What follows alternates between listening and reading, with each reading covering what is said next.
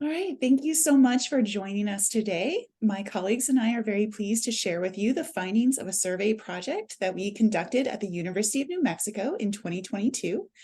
FYI, we have also reported those findings in an article published in Open Praxis. And that is where this QR code will take you. We also have the QR code sprinkled throughout our presentation. And then I might post the link to the article in the chat once I had things over to my co-presenter today. So our team includes Dr. Leo Lowe, Jennifer Jordan, and myself, Holly Surbaugh. We regret that our collaborator and lead author, Dr. Lowe, could not be here today. He is actually, even as we speak, giving an entirely separate conference presentation in Charleston today.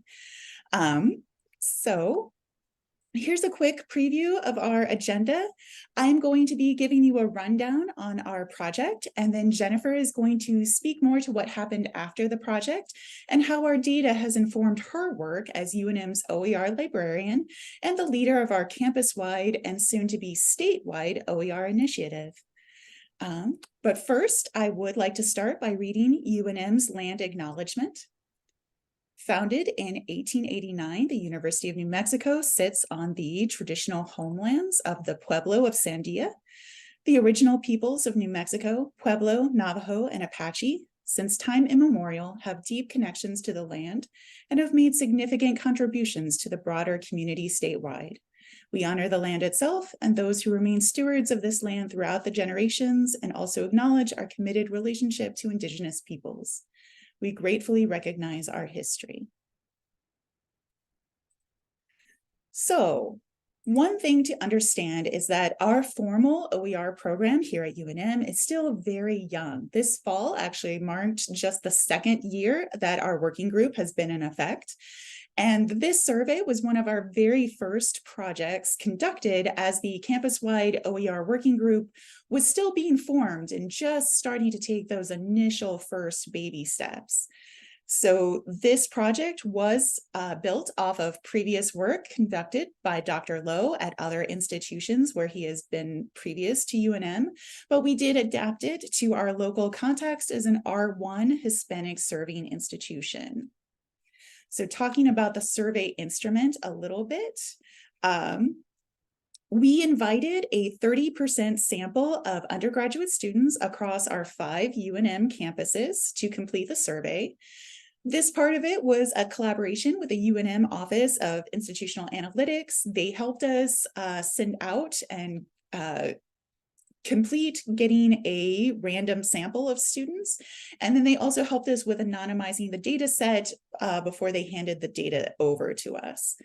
Our survey looked at textbook use and practices, student perceptions of costs, and then how costs might interact with factors related to student success. The survey instrument used 22 questions and it ran for about 2 weeks in fall of 2022. That is like a relatively short span of time, and it really kind of mirrors our approach to the entire project. We tried to keep things really quick and really agile. And as you can see from this timeline graphic, we had an amazingly tight turnaround, really, if you're particularly if you're grading on a curve for IRB approved studies. So the survey was ultimately distributed to 5,500 students, and we received 315 responses. Most of our responses came from our central Albuquerque campus, although almost 10% of respondents were representing our various branch campuses. We were pleased to note that most of our demographic mix of respondents matches reasonably well with our actual student body. However, we didn't get nearly as many first-generation college students as we expected, given how many that we actually have on our campus. Now I'm going to walk you through just a few of our selected findings, categories according to theme. So one of our first themes is characterizing some of our students' financial burdens related to textbooks. So the majority of our participants are taking a very heavy class load, 5 or more classes at once. Also, more than 67% also reported that 3 or more of their classes required textbooks. So that's a lot of material that they're having to purchase.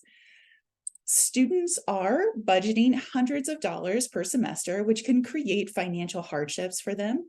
However, note that only about 12% of our respondents are budgeting $500 or more, which sounds like a lot, but it actually is still less than the estimate of book and supply costs that our Office of Admissions here at UNM is sharing with prospective students.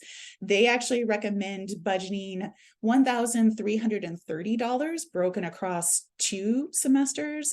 So that's like an annual budget.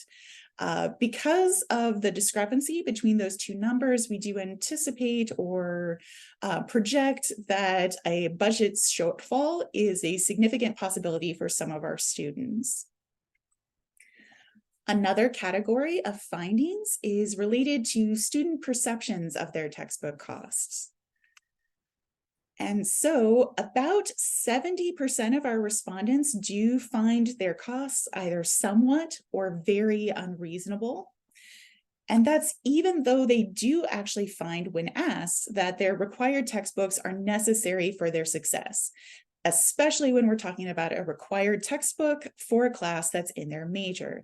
So despite the fact that they do feel like they need those textbooks, they still think that the costs are unreasonable for them.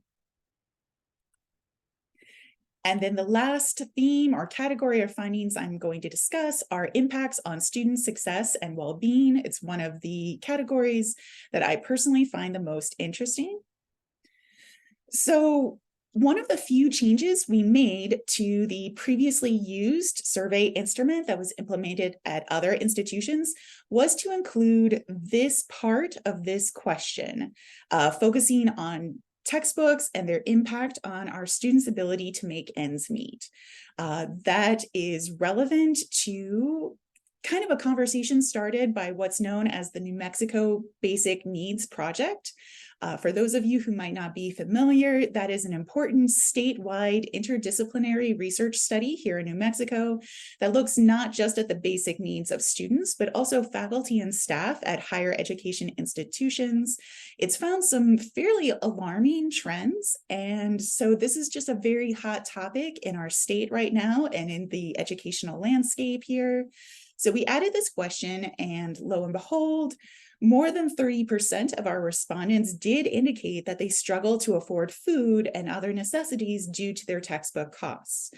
There are also a number of other negative outcomes captured for students, including having to do without a required text, and as a result of that, possibly earning a lower grade than anticipated, having to drop their courses, or even having to change their majors. And now I'm going to turn it over to Jennifer, and she will talk more about our takeaways from this data and how it has informed the development of our OER initiative. Awesome. Thank you, Holly. So I'm just going to go ahead and share my screen and talk with you about the implications of the study that we identified once we collected the data from that survey. And again, this is the QR code for the survey if you'd like to check that out.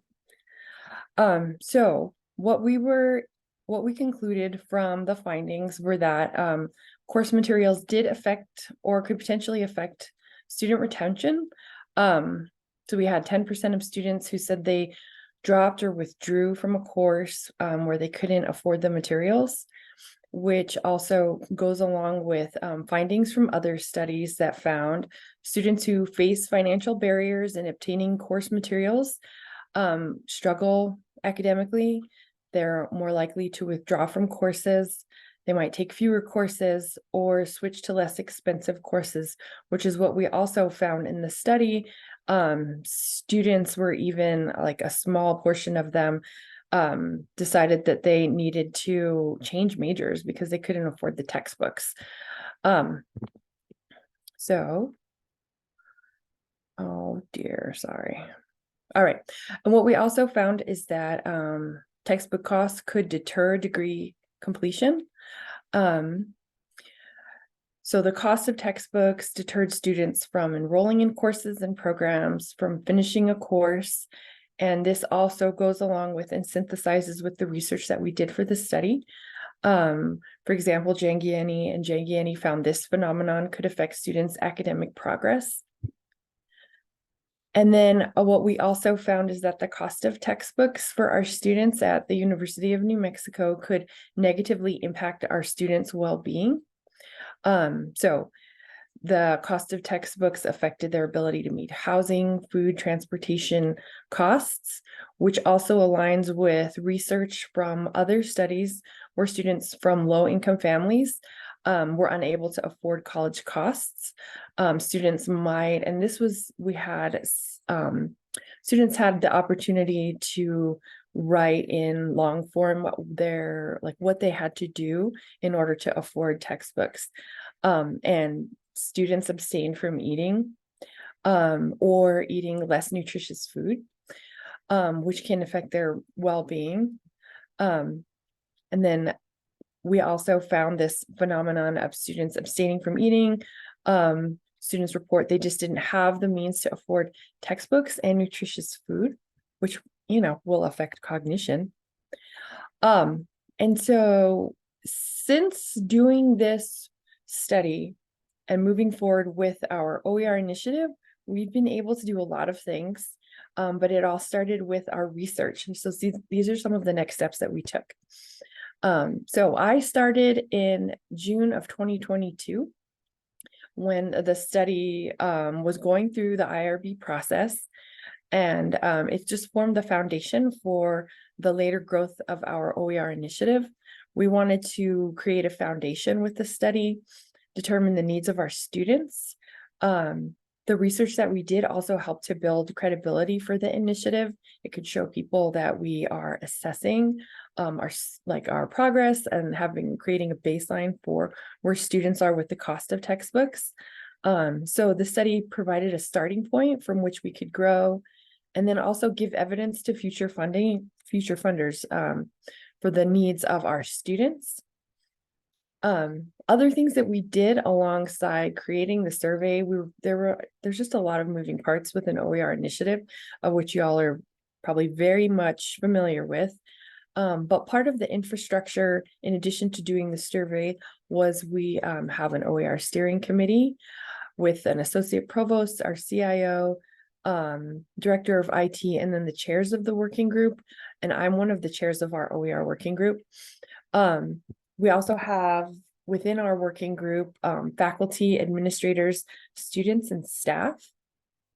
And what the working group aims to do is discuss specific OER issues like strategic planning, administering an open textbook pilot plan, which we're in the process of doing, and also sort of like thinking about the needs of faculty as they are developing and implementing OER into their courses. For example, integrating OER work into their milestone reviews. Other things that we've been doing in addition to this survey is informing faculty, administrators about how how the cost of textbooks impacts students. So having that data to share with people helps us. We can present the information at faculty meetings, present the study and other materials we have a newsletter. It provides us with materials in library guides. It helps us sort of like talk about the baseline of our OER work through workshops. And other ways that we've been spreading awareness of OER is just through like our university newspaper. We were on a public radio show in Albuquerque, and then also through events that we're planning with the working group and other players too. So for example, we have events for Open Access Week and Open Ed Week. And then also having this data and presenting it to students is really super powerful. We presented to student government last year, and then they helped us with obtaining funding from the state.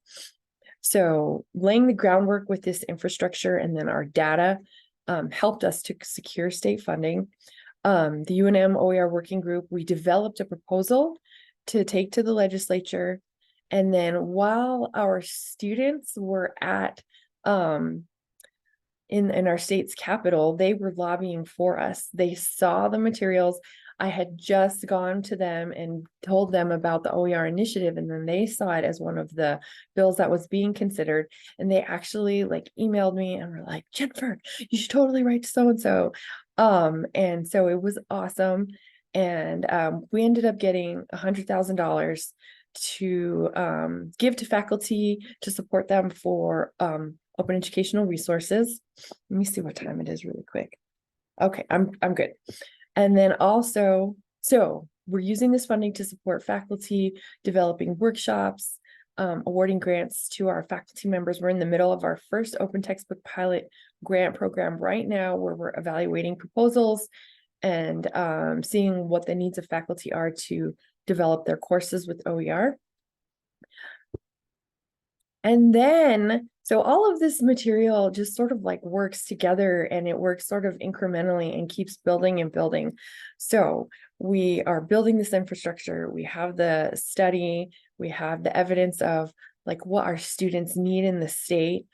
And we took all of that and then we applied for a federal grant, which I thought was a real sort of long shot, but I figured why the heck not, because we're developing the infrastructure. And we just found out a couple of weeks ago that we were one of the recipients of the Open Textbook Pilot Program to create a statewide consortium. We're working with two other colleges in the state of New Mexico right now. Central New Mexico Community College and Santa Fe Community College, but eventually we want to move out into other post-secondary institutions and invite them to join us, but we're starting with our baby steps. Because we are a public institution, we do run into these different obstacles. One unexpected challenge that I did not know coming into my job was that it's really hard to give people money. There's faculty contracts. Different ranks of faculty have different contracts. Sometimes there's turnover in HR, which can result in like slower program approvals. So that's just like one thing maybe to consider as you are developing your program. It's an unexpected hurdle, but I mean, it just takes, extra work behind the scenes to help faculty to create and adopt these materials. And we're just going to keep growing and building the infrastructure for our OER initiative. Holly and I are working on a faculty survey and a student survey. So we want to build on the existing knowledge of our OER climate at UNM. We want to survey faculty about their perceptions regarding the materials they use in their courses. We're going to work on the IRB process here. And then UNM already has, because we're an R1 institution, we have the infrastructure to pull data and get help with analyzing the data. So we're just using all of the resources that we have available to us. And we're very super lucky that the provost at UNM supports the OER initiative. So everybody is just sort of like working together across UNM to move this initiative forward. So the progress, it's huge. But while we were in the middle of it, it was just baby steps forward in order to get to these bigger goals that we've set for ourselves. And so in closing, just having a plan is super helpful. Surveying students, gathering data. So this is the second year of our OER initiative. And it's hard to keep the momentum going when everyone is so busy, but we're working on a strategic plan for our OER growth. I've taken Open Ed Network classes to develop our long-term planning. But then also you probably have resources on campus to help you. For example, our human resources department is going to help us with strategic planning, which I didn't know that was a possibility for us. So just networking and working with other people across campus is helping us to plan and develop our next course of action. So that's it. Do you all have questions? Jennifer, I did see a couple come in, so I'm going to address Kristen's from the chat first, and then we'll move on to Richard, who used the Q&A. So the first one was, how difficult was it to get access to public radio? And Jennifer, you handled that more than I did, so. Yeah, so I'm very super lucky that I have an OER fellow in my office who is really good at marketing, and she knows a lot of people. So she suggested to me, we have this show at the University of New Mexico through KUNM called University Showcase, and it just showcases things that are happening at UNM. And so I emailed the host, and then she got back to me later and then eventually invited us to be on with some OER creators. So it wasn't very hard, but I mean, that's the way that it works at UNM. It might be different at other places. And then the other question was, the cost of attendance at UNM is $27,514. Course materials make up at worst 2.54% of the cost of attendance at the university. Did your survey dig deeper into the other cost barriers?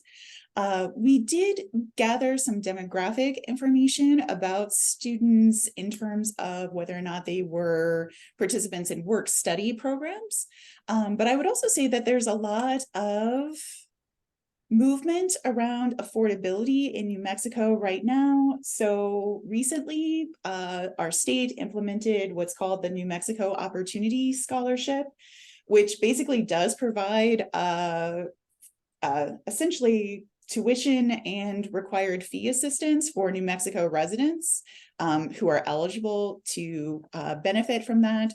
So there are a bunch of folks looking at this from a bunch of different angles. Our focus as part of like an open education resources group really was kind of laser focused on like just kind of like this part of it, because even if you do have entirely free tuition, you still have to buy the books. So like that's kind of our part that we're focused on.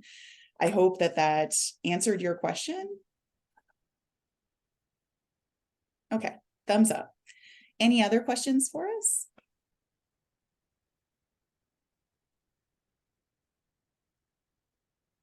The Opportunity Scholarship and the other programs that are being developed at the state level definitely helped us with our application for the federal grant, because we could show that we are working on developing this infrastructure to support our students as they move through their education. And someone said, thank you for coming.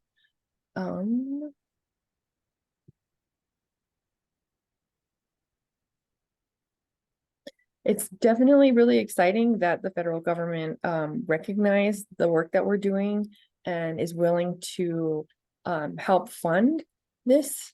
They're pretty much funding like really rapid growth of OER in the state.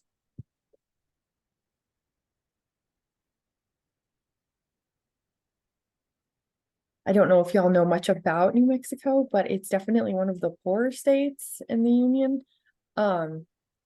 So all of this will really help our students. Yeah, people are getting paid for their work, but it's so hard to pay people. Oh